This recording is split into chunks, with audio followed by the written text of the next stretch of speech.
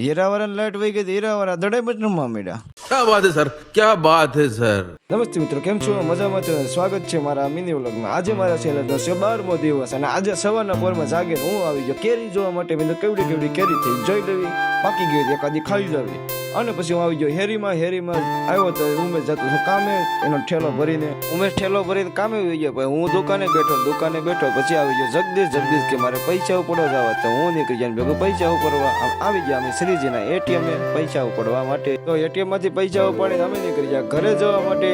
અને અહીંયા આવીને જોયું તો હીરાવાળા તો મેચ દડે રમતા હતા, કેમ કે હીરાવાળા લાઈટ વહી ગઈ હતી એટલે હાવ નવરા હતા. પછી રમવા મેરા દડે બે. તો પછી હું ઘરે આવી ગયો ને એક વિડીયો મેં બનાવી નાખ્યો અને વિડીયો બનાવી પછી મને એમ થયું કે હવે હું હિંચકા ખાવ. તો હું આવી ગયો હિંચકા ખાવા. તો હિંચકા ખાઈને મને લાગી ગઈ ભૂખ. તો બપોરે મેં જમી લીધું અને પછી અમે નીકળી ગયા કંપનીમાં કામે જવા માટે. અને આવી ગયો અક્ષયની દુકાન. તો અક્ષયની દુકાન તમને ખબર છે અમે મીઠું પાન ખાવી એટલે અમે પછી મીઠું પાન ખાવા રોકાઈ ગયા. તો મીઠું પાન ખાઈને પછી અમે નીકળી ગયા કંપનીમાં કામે. કંપનીમાં આવી મેં બદલાઈ નાખ્યા કપડાં, ચેન્જ કરીને પછી અમે નીકળી ગયા અમારા કામ તરફ. અત્યારે તો અમારે નાઇટ ફોર ડેટ ના બંડલની ગાડી ભરવાની છે, કેમ કે તેને જટીએ મોકલવાની છે. વેસલ લાગી ગયેલું છે એટલા માટે. તો અમે ગાડી ભરી પછી અમે આવી ગયા જટીએ અને જટીએ આવી વેસલ કરી નાખ્યું પૂરું કરી નાખ્યું. પછી હું બેસી ગયો ક્રેનમાં.